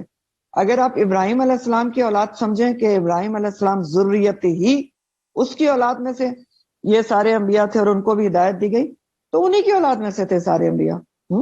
داود، سلیمان، یہ سب بنی اسرائیل پر مبعوث ہوئے تھے نا، اور ابراہیم علیہ السلام کی اولاد میں سے ہی تھے یہ سارا سلسلہ. اور اگر آپ نوح علیہ السلام کی طرف ضمیر لے جائیں ذریت ہی، تو تب بھی کوئی الگ بات نہیں ہے. نوح علیہ السلام ابھی میں نے آپ کو بتایا ابراہیم علیہ السلام کے جد ابجد میں سے تھے، ٹھیک ہے. تو جو نوح علیہ السلام کی اولاد تھی آگے چل کے وہی ابراہیم علیہ السلام کی ذریت تھی. تو سارے انبیاء ان کی چین میں سے آئے. تو بات ایک ہی ہے چاہے آپ جس کو بھی لیں. تو بہرحال ان کی ذریت میں سے ابراہیم علیہ السلام کی اولاد میں سے مزید انبیاء کا سلسلہ، ہدایت کا سلسلہ چلایا گیا. اور کون کون سے انبیاء آئے؟ داود علیہ السلام اور سلیمان علیہ السلام. داود علیہ السلام جو ہے وہ نبی تھے، اور مطلب نبی ہونے کے ساتھ ساتھ ان کو بادشاہت بھی ملی تھی. اور سلیمان علیہ السلام کون تھے؟ ان کے بیٹے تھے. تو داود علیہ السلام کے بارے میں بھی آپ آگے پڑھیں گے بھی کہ وہ بھی کیا تھے. جب چھوٹے سے تھے تو آپ کو پتا ہے کہ وہ اس میں تھے، آپ نے سورہ البقرہ میں پڑھا تھا کہ طالوت کی فوج میں سپاہی کی حیثیت سے انہوں نے لڑائی کی تھی، اور صرف اپنی جو وہ تھی فلاکن، یعنی جس کو وہ کیا کہتے ہیں غلیل، اس میں پتھر رکھ کے جالوت کو مارا تھا، جس سے وہ ہلاک ہو گیا تھا. جالوت جیسا زبردست ایک قوی بادشاہ. اور اس کے بعد حکومت جو ہے بنی اسرائیل کے ہاتھ لگی تھی، اور داؤد علیہ السلام اس کی طالوت کی بیٹی سے ان کا نکاح ہوا، اور پھر ان کو بادشاہت بھی ملی اور نبوت بھی عطا ہوئی. اور داود علیہ السلام وہ ہیں جن پر زبور نازل ہوئی تھی، آسمانی کتاب 4 میں سے ایک، اور بہت ہی خوش الخوان تھے، یعنی بہت اچھی آواز تھی. تو جب وہ پڑھتے تھے زبور کو تو پوری فضا پر وج طاری ہو جاتا تھا، اور ان کے ساتھ پرندے اور پہاڑ پڑتے تھے، اور ان کے ہاتھوں میں لوہا جو ہے موم کی طرح نرم ہو جاتا تھا، لوہا اور تانبا، یہ سب تھا. تو اس کے بعد ان کے بیٹے تھے سلیمان علیہ السلام جو داؤد علیہ السلام کے بیٹے. تو ان کو بھی یہ بھی بنی اسرائیل کے اوپر مبعوث ہوئے تھے اور بادشاہت بھی ملی تھی، اور ان کی جیسی کسی کو بھی آج تک بادشاہت نہیں ملی. جن اور پرندے پر آپ کی حکومت تھی، پرندوں پر جانوروں کی بولی سمجھتے تھے، ہوائیں تابع تھیں وغیرہ وغیرہ، یہ سب کچھ تھا. ایوب علیہ السلام کون تھے؟ ایوب علیہ السلام کا تو صبر ایوبی مشہور ہے کہ اللہ تعالیٰ نے یہ بہت ہی امیر کبیر، ان کی جو بعثت کا زمانہ ہے ایوب علیہ السلام کا، وہ 1500 سال قبل مسیح ہے. تو ان کے پاس بہت زیادہ مال، اسباب، اراضی وغیرہ تھا. تو ان کو نبوت بھی عطا ہوئی تھی. ان پر اللہ تعالیٰ کی طرف سے جب آزمائش کا دور آیا تو ہر چیز ان کے ہاتھ سے نکل گئی، ہر کچھ، سارا مال اسباب ختم ہو گیا، بیوی چھوڑ کے چلی گئی، بہت سخت بیمار پڑ گئے، کیڑے پڑ گئے تھے زخموں میں.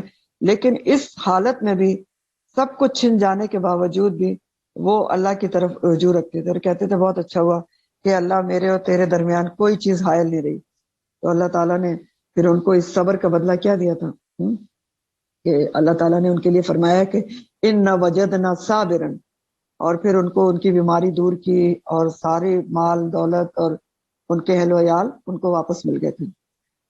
تو یہ تھے ایوب علیہ السلام. یوسف، اور یوسف علیہ السلام ابھی آپ کو میں نے بتایا وہ کون تھے. یوسف علیہ السلام، یوسف علیہ السلام یعقوب علیہ السلام کے بیٹے تھے، اور یعقوب علیہ السلام کے سوتیلے جو بیٹے تھے 10، انہوں نے یوسف علیہ السلام کے ساتھ کیا کیا تھا کہ ان کو اندھے کنویں میں پھینک دیا تھا. لیکن اللہ تعالیٰ نے ان کو وہاں سے نکلوایا، اور صرف نکلوایا نہیں مصر پہنچایا اور ان کو ہاتھ پھر مصر کی حکومت آئی تھی. اور یوسف علیہ السلام جو ہیں ان کے بارے میں نبی کریم صلی اللہ علیہ وسلم کی ایک حدیث میں آتا ہے کہ صحابہ نے آپ صلی اللہ علیہ وسلم سے پوچھا تھا کہ سب سے مکرم کون ہے؟ تو آپ صلی اللہ علیہ وسلم نے فرمایا یوسف علیہ السلام جو خود بھی نبی تھے، ان کا باپ بھی نبی، دادا بھی نبی، اور پڑ دادا یعنی سیدنا ابراہیم بھی نبی تھے، اور سیدنا ابراہیم بھی نبی تھے. تو یہ تھے یوسف علیہ السلام. ٹھیک ہے. اس کے بعد موسیٰ اور ہارون کا ذکر ہے. موسیٰ اور ہارون علیہ السلام، موسیٰ علیہ السلام کے بھائی تھے ہارون علیہ السلام. اور موسیٰ علیہ السلام تو بہت ہی زبردست انبیاء میں سے ہیں. اللہ تعالیٰ نے قرآن کے 30 میں سے 28 جز میں ان کا ذکر کیا ہوا ہے. بہت ہی اولوالعزم پیغمبر تھے. 28 پاروں میں موسیٰ علیہ السلام کا ذکر ہے. اور نبی کریم صلی اللہ علیہ وسلم کو بھی بہت زیادہ ان کی مثال دے کر اللہ تعالیٰ نے بوسٹ اپ کیا ہے، سمجھایا ہے کہ دیکھو ان کے اوپر بھی کتنی مشکلات آئی تھیں اور انہوں نے کس طرح ان مشکلات کو جھیلا تھا. اور موسیٰ علیہ السلام کی ہی جو کلیم اللہ، ان کا زبردست فضیلت ہے کہ اللہ تعالیٰ نے ان سے کلام کیا، نبوت ملی، اور انہی کی درخواست پر ان کے جو بھائی تھے ہارون علیہ السلام ان کو نبوت ملی تھی تاکہ ان کا وہ ہاتھ بٹا سکیں. تو موسیٰ علیہ السلام نے بھی بہت زبردست، آپ کو پتہ ہے بنی اسرائیل کو نجات ہی انہوں نے دلائی تھی، لے کر گئے، اور بہت کچھ سارا. موسیٰ علیہ السلام بہت زبردست نبی. تو ان انبیاء کا ذکر ہے. تو اللہ تعالیٰ آگے فرماتے ہیں وَكَذَلِكَ نَجْزِي الْمُحْسِنِينَ، اور اسی طرح ہم بدلہ دیا کرتے ہیں محسنین کو، احسان کرنے والوں کو. کسی طرح یعنی جس طرح یہ جو انبیاء تھے، ابراہیم علیہ السلام، نوح علیہ السلام، اور جن کا ذکر کیا گیا داود و سلیمان و ایوب و یوسف و موسیٰ اور ہارون، جس طرح انہوں نے محسن کے لیول پر آ کر بہت ہی زبردست طریقے سے اللہ کے لیے کام کیے، احسان کا رویہ برقرار رکھا، تو جیسے ان کو اللہ تعالیٰ نے جزا دی، اسی طرح ہر احسان کے درجے پہ کام کرنے والوں کو اللہ تعالیٰ جزا دیتے. کذالک نجزی المحسنین، جس طرح ان انبیاء کو جزا دی گئی کہ ان کے درجات بلند کیے گئے دنیا میں بھی اور آخرت میں بھی، اسی طرح جو بھی احسان کے لیول پر کام کرے گا اس کو اللہ تعالیٰ کہہ رہے ہیں کہ اسی طرح ہم ہر محسن کو بدلہ دیا کرتے ہیں. تو یہ تو بہت ہی امید افزا لفظ ہے نا. اگر آپ دیکھیں کذالک نجزی المحسنین، ہمارے لیے بہت امید افزا ہے نا کہ اسی طرح اللہ تعالیٰ کہہ رہے ہیں ہم ہر محسنین، جو بھی محسن ہوگا اس کو اسی طرح بدلہ دیتے ہیں جیسے ان انبیاء کو دیا گیا. کوئی شرط نہیں ہے، جو بھی احسان کے لیول پہ ہے اس کو اسی طرح بدلہ ملے گا. تو یہ تو بہت ہی امید افزا بات ہے نا کہ دیکھیں اگر کسی کے، آپ کے دل میں، میرے دل میں ابراہیم علیہ السلام کے واقعات سے ان کا شوق پیدا ہوتا ہے کہ کاش ہم بھی چنے جائیں اور اللہ کے دوستوں میں بن جائیں، اللہ تعالیٰ ہمیں بھی کوئی خلیل اللہ کا درجہ دے دیں. وہ تو سکتا ہے نا کہ نہیں ہو سکتا؟ ہمارے بھی درجات بلند ہو جائیں، اور تو اس کو کیا کرنا پڑے گا پھر؟ اس کو محسن بننا پڑے گا. اللہ تعالیٰ نے راستہ کھلا رکھا ہے آپ کے سامنے، راستہ کھلا ہوا ہے. کذالک نجزی المحسنین ہے. جو بھی محسن بن جائے گا اللہ تعالیٰ کہہ رہے ہیں اس کو جزا مل جائے گی. تو راستہ تو کھلا ہے، لیکن بات کیا ہے کہ کوئی ابراہیم علیہ السلام جیسی صفات تو لے کر ویسا یکسو تو ہو، حنیف بننے کی تو کوشش کرے، تمام قسم کے شرک سے تو اوپر آئے نا، خاص طور پر شرک اصغر تو چھوڑے، اور محسن بننا ضروری ہے.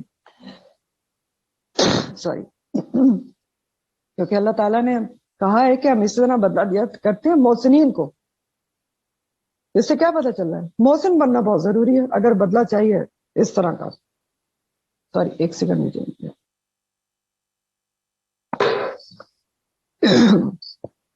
محسن کون ہوتا ہے؟ محسن انسان صرف فرائض ادا کر کے نہیں بن سکتا. ٹھیک ہے، وہ تو ٹھیک ہے آپ عدل کرتے ہیں، فرائض ادا کرتے ہیں. محسن بننے کے لیے نوافل ضروری ہیں، ہر قسم کی نفل عبادت اور مستحب جو چیزیں ہیں ان کا شوق ہونا ضروری ہے، اور جو شبہ والی چیزیں ان سے بچنا ضروری ہے. تب آپ احسان کے لیول پہ آتے ہیں.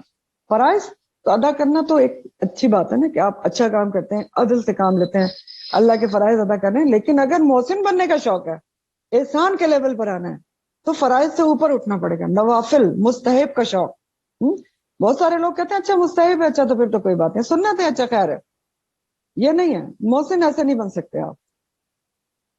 سنت، مستحب، ان سب کے اوپر آپ آئیں گے تو آپ محسن بنیں گے. اور ویسے بھی محسن کی ڈیفینیشن آپ پیچھے بھی پڑھ چکے ہیں کہ احسان کیا ہوتا ہے؟ سنت نبی صلی اللہ علیہ وسلم پر عمل کرنا. تو پھر محسن بننے کے لیے تو یہ کرنا پڑے گا، اور پھر کیا کرنا پڑے گا؟ ہر کام حق سے بڑھ کے کرنا پڑے گا، اور خود حق سے کم پر راضی رہنا پڑے گا۔ اور کیا کرنا پڑے گا؟ عبادت ایسے کرنی پڑے گی جیسے آپ اللہ کو دیکھ رہے ہیں، ورنہ کم از کم یہ سوچنا پڑے گا کہ اللہ تو آپ کو دیکھ رہا ہے، تو تب جا کے آپ میں احسان کے لیول پر آ سکتی ہوں۔ تو بہرحال اللہ تعالیٰ نے راستہ کھلا رکھا ہوا ہے کہ جو بھی احسان کی روش اختیار کرے گا، فرما بردار بنے گا ابراہیم علیہ السلام پہ جیسا، تو اللہ تعالیٰ اس کو جزا ضرور دیں گے، وَكَذَلِكَ نَجْزِي الْمُحْسِنِينَ۔ لیکن ہمارا مسئلہ کیا ہے کہ ہم نرف و درجات کا تو شوق رکھتے ہیں نا، اور رکھنا بھی چاہیے، نہیں رکھنا چاہیے؟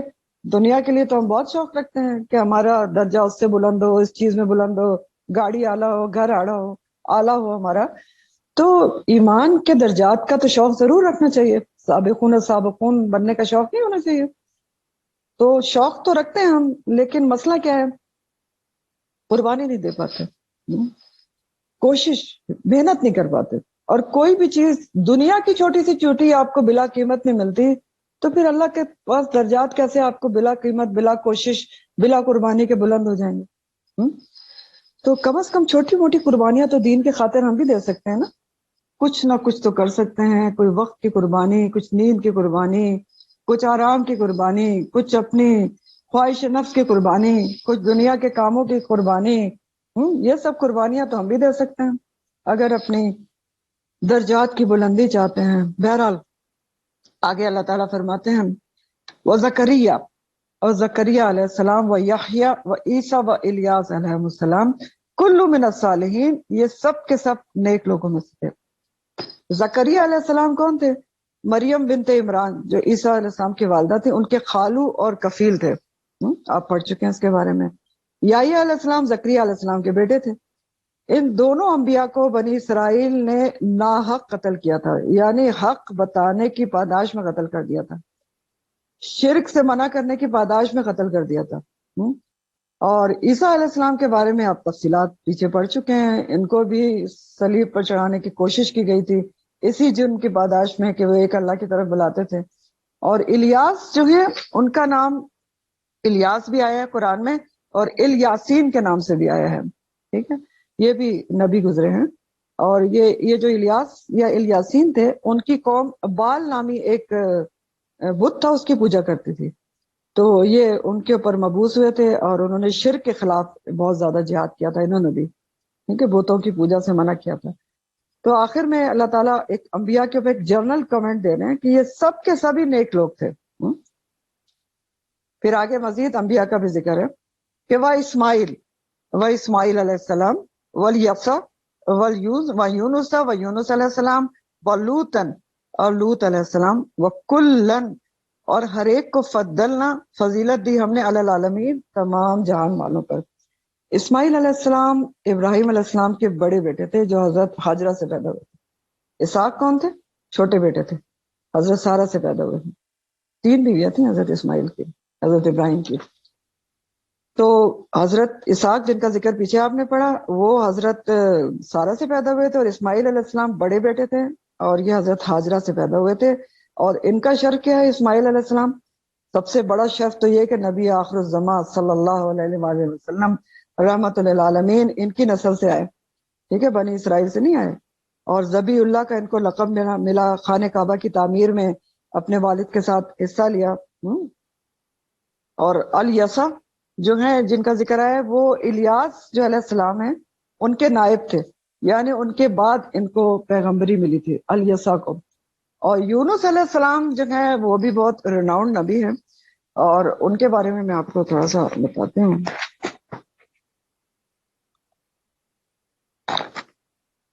جی، یونس علیہ السلام جو ہے ان کا زمانہ بعثت جو ہے 9ویں صدی قبل مسیح ہے۔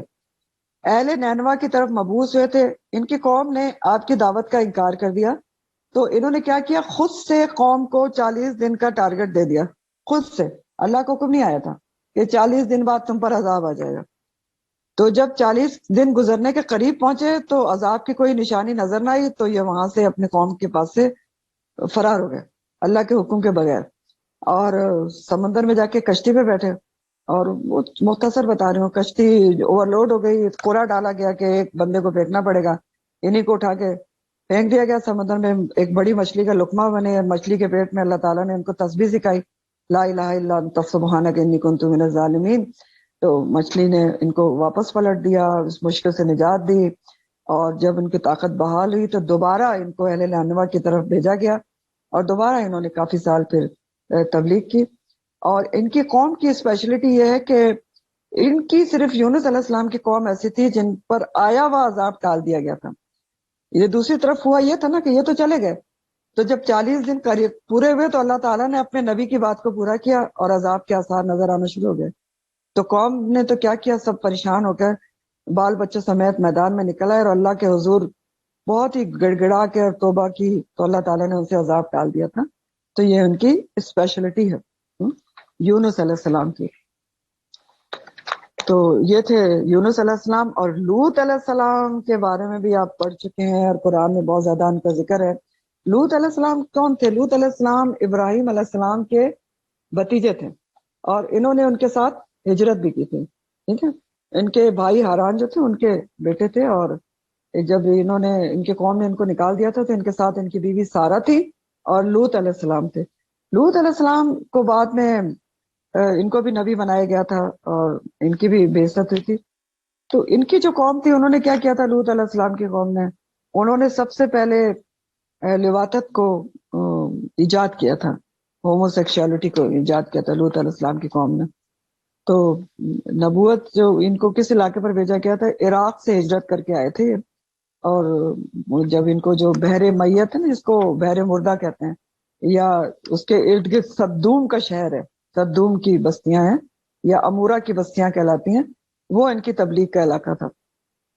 تو ان کی قوم جیسے میں نے آپ کو بتایا کہ شرک اور دوسری بد اخلاقیوں کے علاوہ لواطت میں گرفتار تھے، اور اس بدفعلی کی وجہ سے ان کے اوپر لاکھ لوط علیہ السلام نے سکھایا سمجھایا، نہیں مانے تو الٹا ان کو دھمکی دی کہ آپ کو ہم نکال دیں گے. تو آخر کار ان کے اوپر عذاب نازل ہوا تھا، پتھروں کی بارش ہوئی تھی، اور جو تھے نا جبرائیل علیہ السلام، ان کی بستیوں کو اٹھا کر اوپر لے گئے تھے اور اپ سائڈ ڈاؤن اوپر سے نیچے پھینک دیا تھا. تو یہ ان کا پورا خطہ زمین جو صدوم کی بستیوں کا ہے وہ سطح سمندر سے 400 میٹر نیچے چلا گیا، اوپر پانی آ گیا. اور اس پانی کا جو ذخیرہ ہے اس کو بحر مردار آپ کہتے ہیں، ڈیڈ سٹی کہلاتا ہے، اور اس میں کوئی بھی چیز زندہ نہیں رہ سکتی. تو یہ لوط علیہ السلام تھے.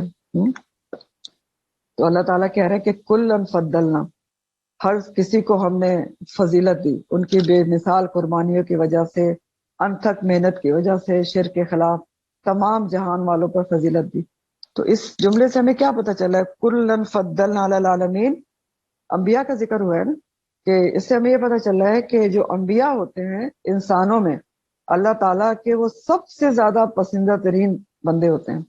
اور اس کے بعد جو بھی انبیاء کے طریقے پر چلے، قربانی کے درجے پر آئے، تو فضیلت یافتہ ہو سکتا ہے.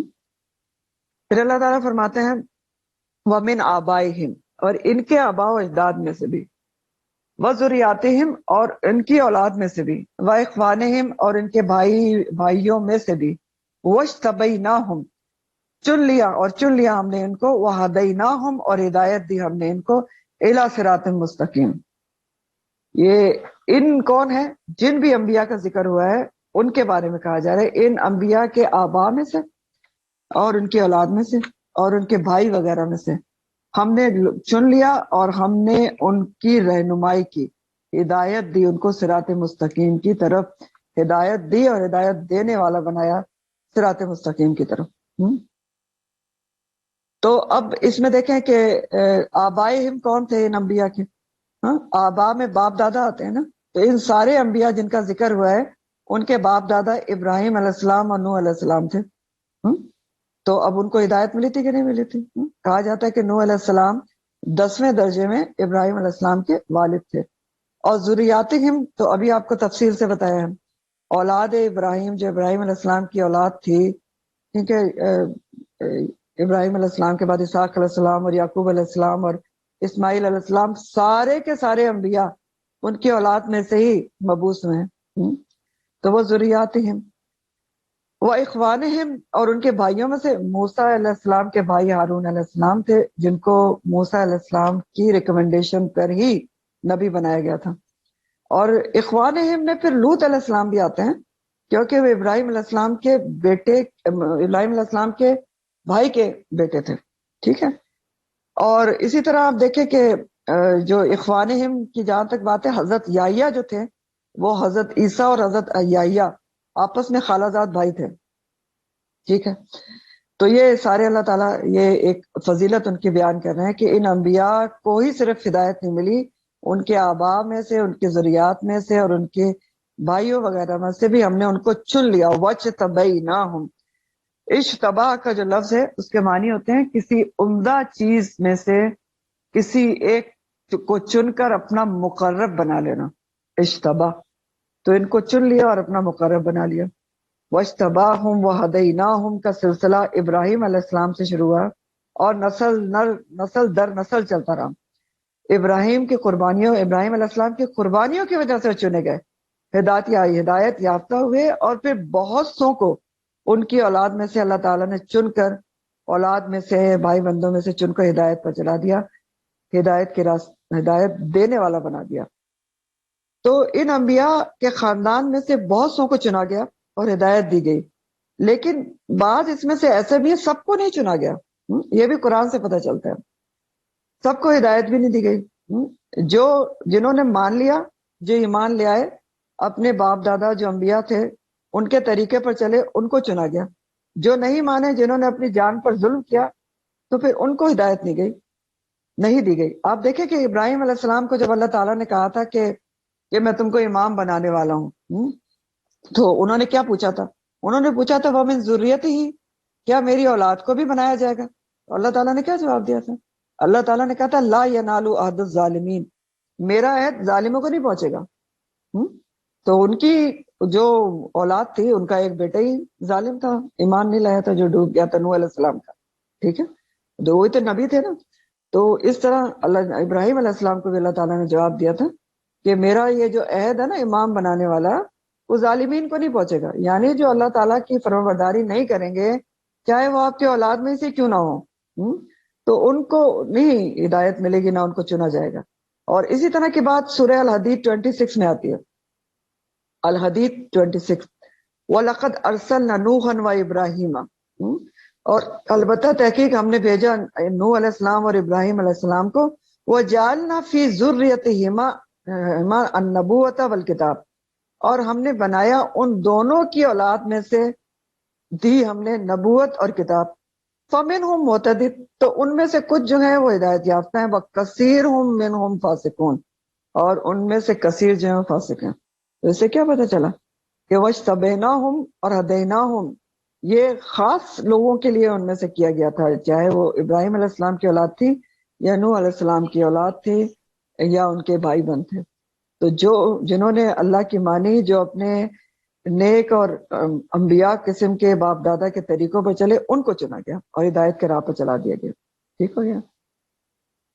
تو اللہ تعالیٰ کہہ رہے ہیں کہ ذالک ہدی اللہ، یہ اللہ کی ہدایت ہے، یہدی بہ من یشاء من عبادہ، وہ اس ہدایت کو دیتا ہے جس کو وہ چاہتا ہے اپنے بندوں میں سے. ذالک ہدی اللہ، یہ اللہ کی ہدایت ہے. کون سی؟ کہ اللہ تعالیٰ کسی کو بھی چن کر اس کو رہنمائی کرنے والا بنا دے. وَاجْتَبَيْنَاهُمْ وَهَدَيْنَاهُمْ کر لے، چن لے اور اس کو ہدایت دے دے اور اس کو رہنمائی کرنے والا بنا دے. یہ اللہ کی ہدایت ہے. ذالک ہدی اللہ، سمجھ گئے آپ اس کو؟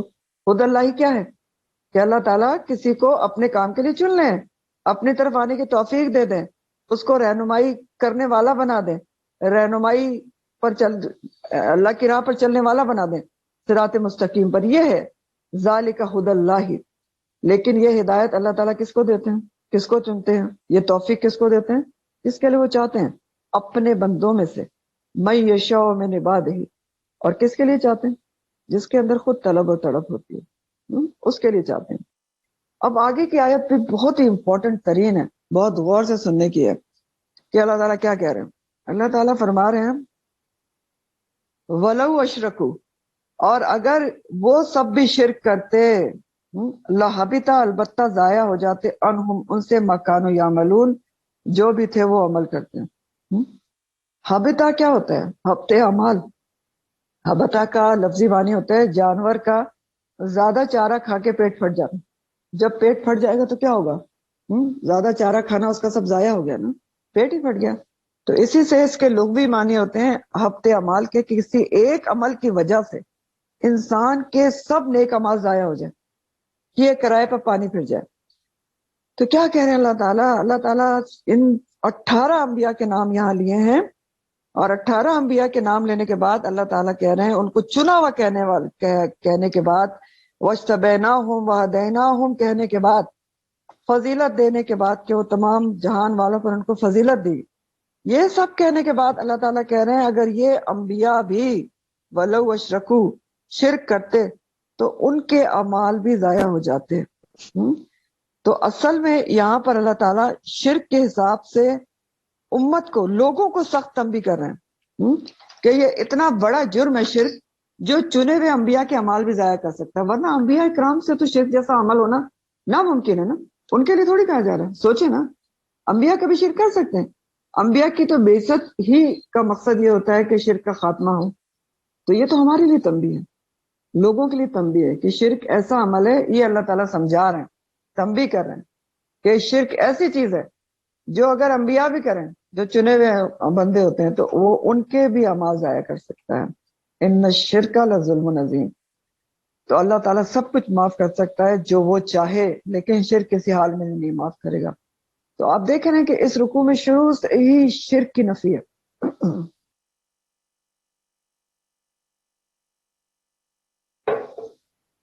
شرک کی نفی کیوں؟ کیونکہ آپ مکی سورہ پڑھ رہے ہیں. الانعام کا نزول جو ہے مکی ہے نا، اور مشرکین مکہ کا سب سے بڑا جرم شرک تھا.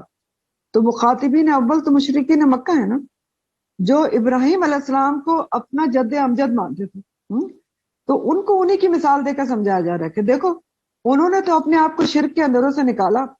کیا کیا انہوں نے قوم کو دلائل دیے. ایک تم ہو کہ تم ان کو باپ کہتے ہو، ان کو اپنا جد امجد مانتے ہو، دوسری طرف انہی کے طریقے کے خلاف کر رہے ہو، شرک کر رہے ہو. تو جن کو تم مانتے ہو، جن کے طریقے پر چلنے کا دعویٰ بھی کرتے ہو، کہتے تھے ہم تو طریقے سنت ابراہیمی کی پیروی کرتے ہیں، مشرکین کہتے تھے. تو کہتے ہیں اللہ تعالیٰ یہی سمجھا رہے ہیں جن کے طریقے پر چلنے کا تم دعویٰ کرتے ہو وہ تو سب سے بڑے توحید پرست تھے. شرک سے بچنے کے لیے سب کچھ انہوں نے چھوڑ دیا، وطن، ماں باپ، گھر بار، بیوی بچے کو صحرا میں چھوڑا ہے ماحول کے شرک سے بچانے کے لیے، اور تم ایک اپنے آبا کے غلط طریقے نہیں چھوڑ پا رہے ہو. تو ابراہیم علیہ السلام کی کوششوں سے ہی مکہ میں توحید کا بول بالا ہوا تھا. پھر اس کے بعد کیا ہوا کہ آہستہ آہستہ پھر لوگ شرک کی طرف مائل ہوئے، اور اس کے بعد ابراہیم علیہ السلام ہی کی دعا قبول ہوئی اور نبی کریم صلی اللہ علیہ وآلہ وسلم کی بعثت ہوئی، اور پھر شرک کا خاتمہ ہوا. تو بات یہ ہے کہ پیغمبروں سے تو یہ نہیں ہو سکتا. سبق ہمارے لیے اس میں بہت امپورٹنٹ ہے کہ اللہ تعالیٰ یہ پیغمبروں کا نام لے کے کہہ رہے ہیں کہ وَلَوْ أَشْرَكُوا، اس لیے کہا جا رہا ہے کہ میں آپ ہر قرآن کا پڑھنے والا قاری اس سے سبق حاصل کرے، متنبع ہو، وارن ہو کہ پیغمبر تو کبھی بھی شرک نہیں کر سکتے، وہ تو شرک کو ختم کرنے کے لیے آتے ہیں. ہمیں ہر قسم کے شرک سے بچنے کی کوشش کرنی ہے، ہر وقت الرٹ رہنا ہے، کیونکہ شرک واقعی وہ ظلم عظیم ہے جو انسان کے اندر ایسے داخل ہو جاتا ہے کہ انسان کو پتہ ہی نہیں چلتا، اور پھر سارے نیک اعمال پر پانی پھیر کر ان کو ضائع کرا دیتا ہے. اور انسان بہت ہی خطرناک بیماری ہے. وہ حدیث میں آتا ہے نا کہ جیسے کالے رات میں کالے پتھر پہ کالی چوٹی چل رہی ہو، ایسے شرک ہے جو اندر داخل ہو جاتا ہے. صفات میں تو بہت آسانی سے داخل ہوتا ہے نا. اب سوچ کے دیکھیں نا اپنے آس پاس کتنے لوگ اللہ کے صفات میں شریک ٹھہرا دیتے ہیں، کچھ نہیں تو اپنے جملے ہی صحیح نہیں کرتے. فلاں جو ہاسپٹل بڑا اچھا ہے وہاں سے میری فلاں بیماری ٹھیک ہو گئی، فلاں ڈاکٹر بہت اچھا ہے اس کے علاج سے بیماری ٹھیک ہو گئی. اچھا کوئی بڑے سے بڑا ڈاکٹر بھی اللہ نہ چاہے تو بیماری ٹھیک کر کے دکھا دے. اور پھر بہت طریقے سے شرک ہوتا ہے. وہ بہت دفعہ آپ کو سمجھا چکی ہوں، فلاں کے داغے سے اولاد ہوگی، فلاں پیر کے پاس چلے جاؤ، فلاں کے پاس چلے جاؤ. بڑی خطرناک بیماری ہے شرک، اور بہت ہی زیادہ احتیاط کی ضرورت ہے کہ انسان کتنا بھی عبادت گزار ہو، اگر کسی بھی قسم کے شرک میں انوالوڈ ہے تو اس کے اعمال ضائع ہو سکتے ہیں. سورہ زمر میں بھی آتا ہے، آیت نمبر 65 ہے، سورہ الزمر 65، وَلَقَدْ أُوحِيَ إِلَيْكَ وَإِلَى الَّذِينَ مِن قَبْلِكَ، البتہ تحقیق ہم نے وحی کی آپ کی طرف بھی اور آپ سے پہلے لوگوں کی طرف بھی. کیا وحی کی؟ لَإِنْ أَشْرَكْتَ لَيَحْبِطَنَّ عَمَلَكَ، اگر آپ نے بھی شرک کیا تو البتہ آپ کا بھی عمل ضرور ضائع ہو جائے گا. ٹھیک ہے، تو شرک بہت ہی بڑی بیماری ہے، بہت ہی بری چیز ہے جو اللہ تعالیٰ کسی حال میں نہیں معاف کریں گے. تو شرک کو دیکھنا چاہیے، ہم میں سے ہر کسی کو دیکھنا چاہیے. ہم سمجھتے ہیں کہ شرک صرف بتوں کو پوجنا ہے، شرک نہیں ہے. آپ کو شرک میں بہت تفصیل سے پڑھا چکا ہوں کہ شرک اکبر اور شرک اصغر.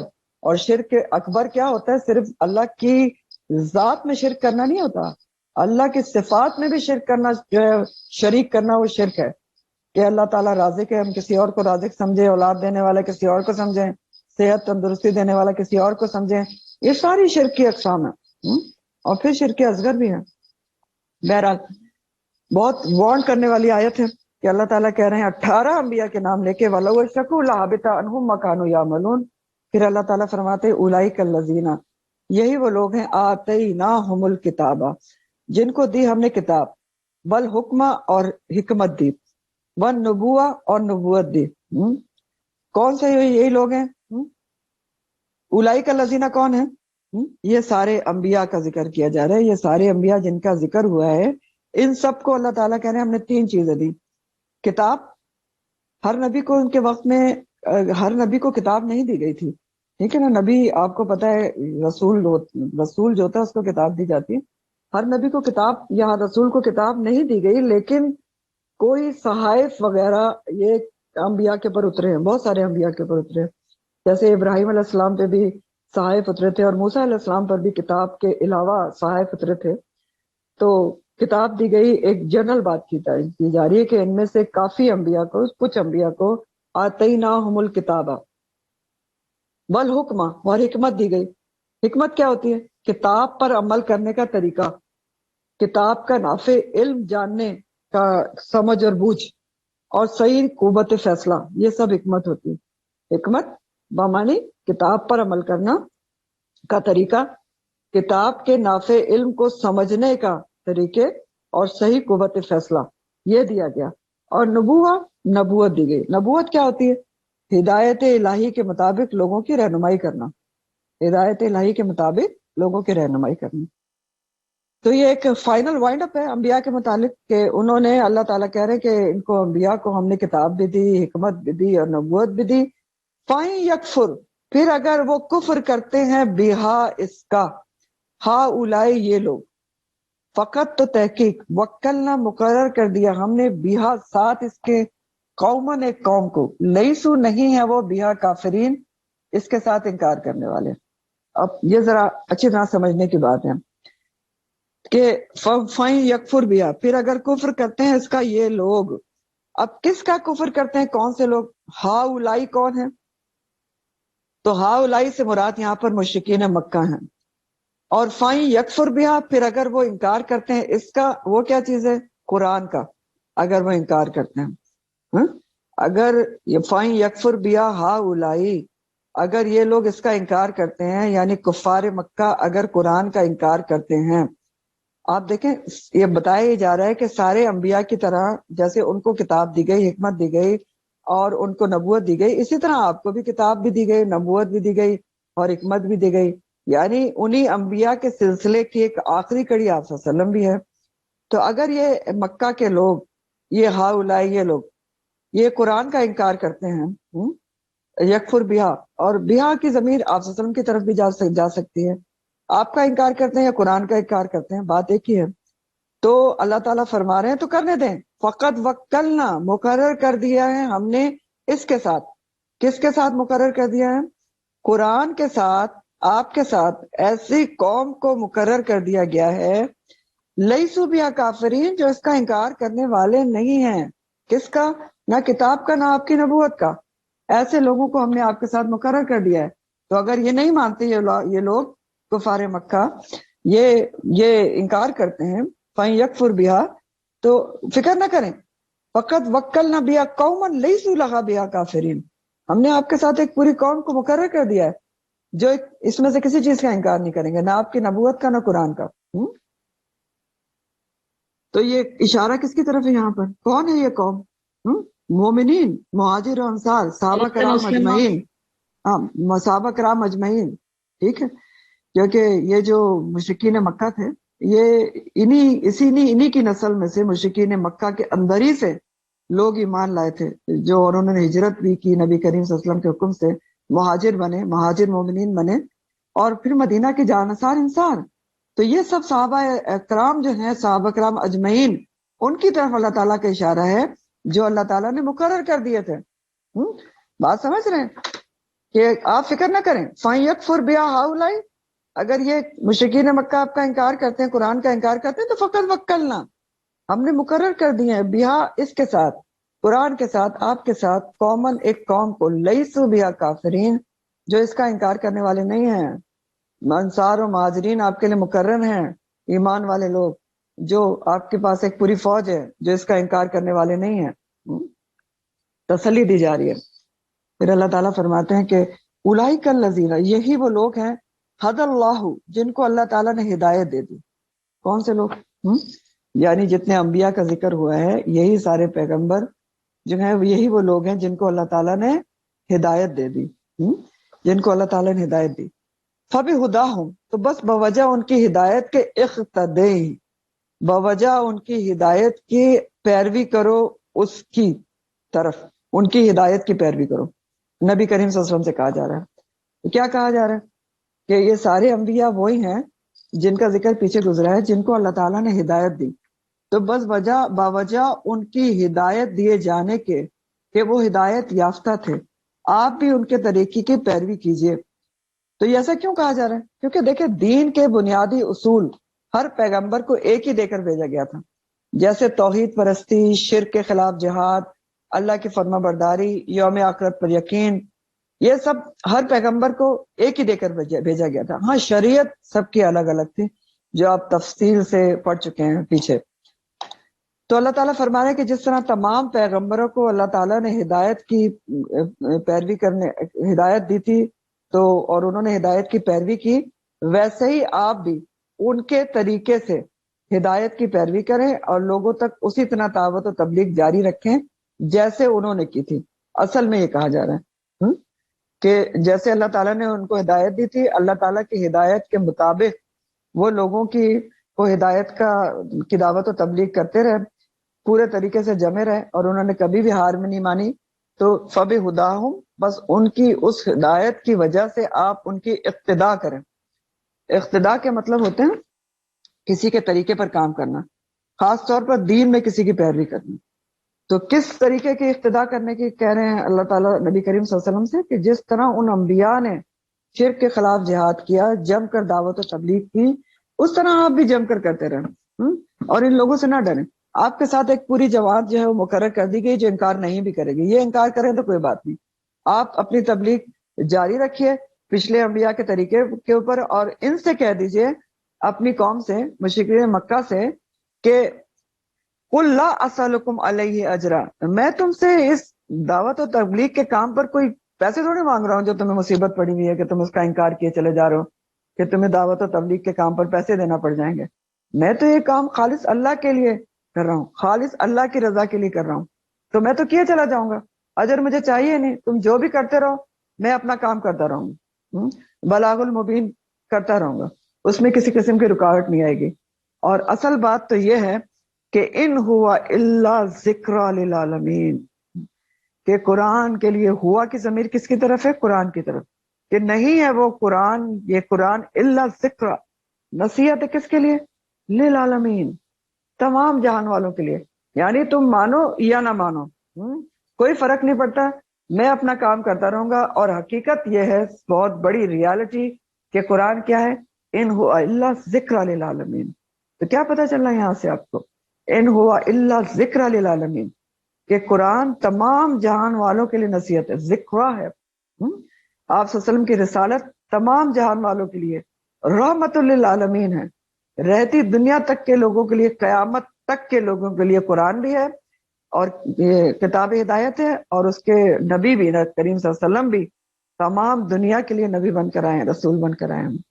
نہ آپ کے بعد کوئی الہامی کتاب آئے گی اور نہ ہی کوئی نبی اترے گا، ٹھیک ہے؟ آپ نبی آخر زمان ہیں۔ تو آخر دعوانا ان الحمد للہ رب العالمین. سبحانک اللہم و بحمدک نشہد ان لا الہ الا انت نستغفرک و نتوب الیک. سبحان ربک رب العزۃ عما یصفون وسلام علی المرسلین والحمد للہ رب العالمین. السلام علیکم ورحمۃ اللہ وبرکاتہ.